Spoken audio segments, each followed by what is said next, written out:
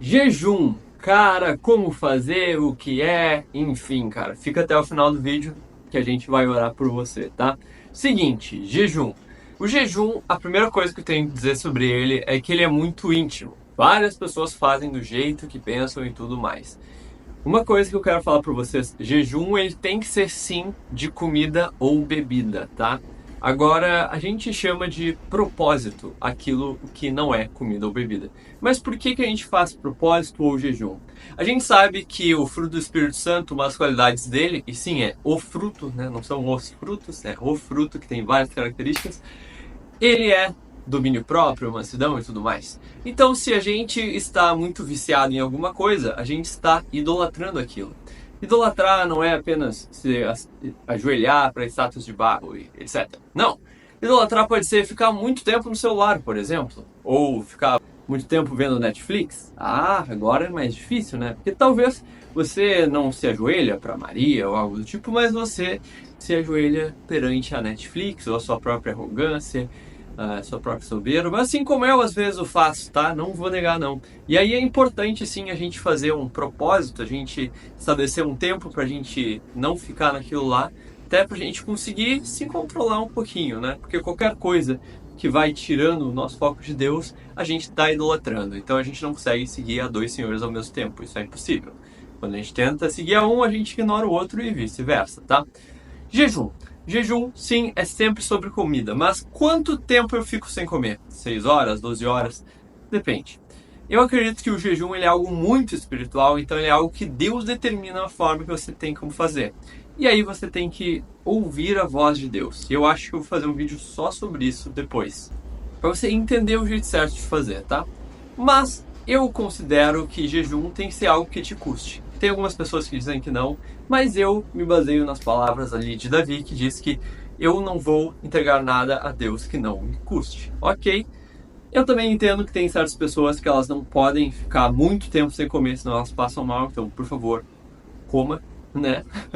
Mas estabeleça com Deus, assim, uma forma de fazer jejum.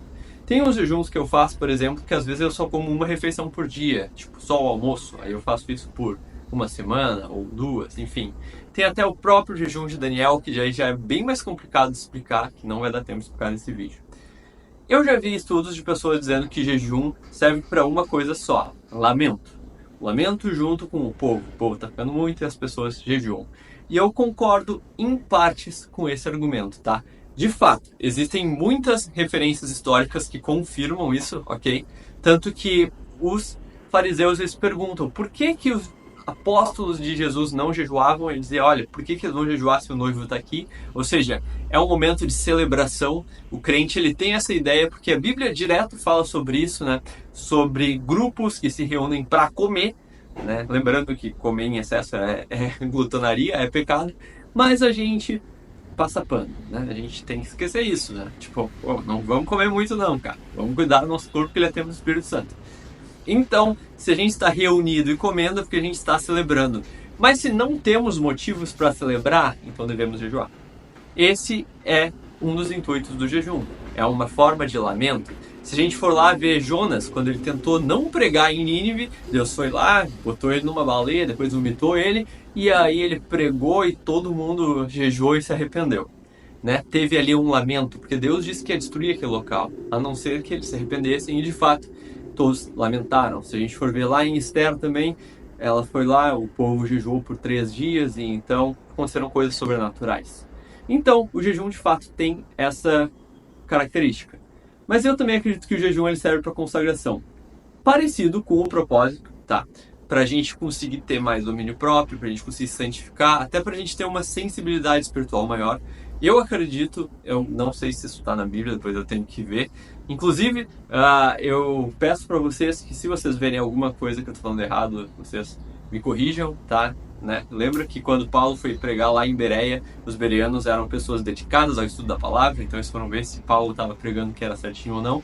E vocês podem fazer isso e devem, tá? E devem, porque vocês seguirem tudo que eu falo à risca, cuidado que vocês podem estar me idolatrando. Ou seja, confirmem com as escrituras se o que eu estou falando é certo e aí vocês continuam me ouvindo, tá? Mas seguinte, Por exemplo, eu acredito sim naquela ideia do lamento, mas para mim não fica muito explícito em algumas passagens sobre jejum. Por exemplo, lendo em Atos, como eu fiz recentemente, às vezes quando eles vão enviar pessoas para o campo missionário ou para outros lugares, eles jejuam antes para decidir. E será que é um momento de lamento ou é um momento de pensar, poxa, precisamos fazer a obra do Senhor?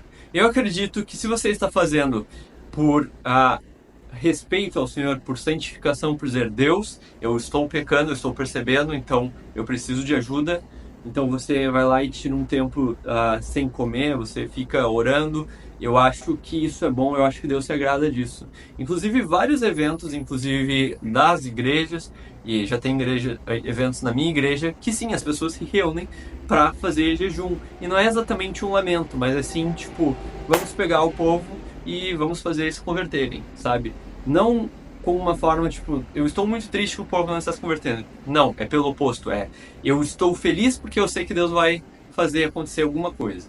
E geralmente é o que acontece, a gente se reúne, faz jejum. A igreja não está fazendo muito jejum, é um assunto que está voltando, assim, e eu agradeço muito aos grupos de intercessão. As igrejas, elas têm que ter um grupo de intercessão, que são pessoas que oram, e geralmente as pessoas que oram, elas são mais radicais, elas que fazem jejum mais doido, fazem vigília, e eles são bênção, eu gosto deles, eu tô louco para voltar pro grupo de intercessão. Enfim, agora por que o jejum também é importante? A gente precisa entender que o cristianismo, ele não é muito místico nem nada, não.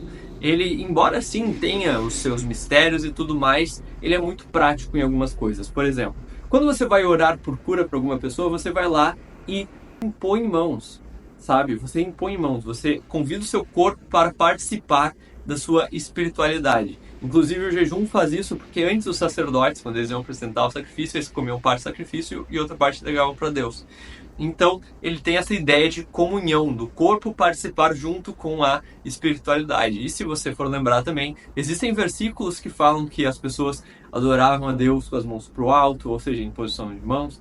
As coisas que você faz com o seu corpo, elas são intencionais, né, no cristianismo, inclusive o jejum ou até o batismo de arrependimento, que a gente já falou sobre isso aqui. Por último, não posso esquecer, o jejum ele não é uma barganha, tá? Por exemplo, você tem uma super decisão para tomar e você faz um super jejum. Eu não acredito dessa forma, tá? Vou jejuar por 7 dias e então Deus vai me dar um carro. Tipo, não. Eu acredito que o jejum ele é um momento de intimidade, de consagração, de negação da carne, de negação dos prazeres mundanos, que isso vai fazer com que você fique mais sensível ao Espírito Santo. Para mim é muito mais fácil de ouvir a Deus quando você está em jejum. Não sei se é algo pessoal, mas para mim é.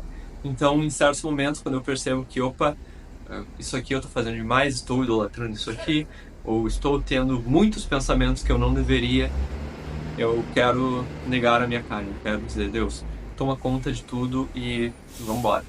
E é isso. Pai, eu oro pelas pessoas que assistiram esse vídeo aqui. Eu oro que se elas tiverem decisões para tomar, está falando muito sobre isso na minha igreja, sobre tomar decisões, que vocês tenham a sabedoria e a inteligência de fazer da forma certa. Eu oro que se você estiver com pecados que você está sentindo que não é mais para você, porque realmente não é mais para você, que você foi escolhido, você entregue para Deus e peça, Pai, me perdoe por eu ser um pecador. Você faça isso, tenha uma mudança de vida. É isso, cara. É isso que eu desejo para esse 2025. Pessoas entendendo, cara, que as coisas daqui passarão, mas a palavra de Deus, ela é eterna. E se você quiser ficar aqui junto comigo no canal, seja bem-vindo. E se não quiser, que Deus te abençoe, que você também continue seguindo a Cristo e nos vemos no céu. Deus abençoe, valeu, falou, tchau!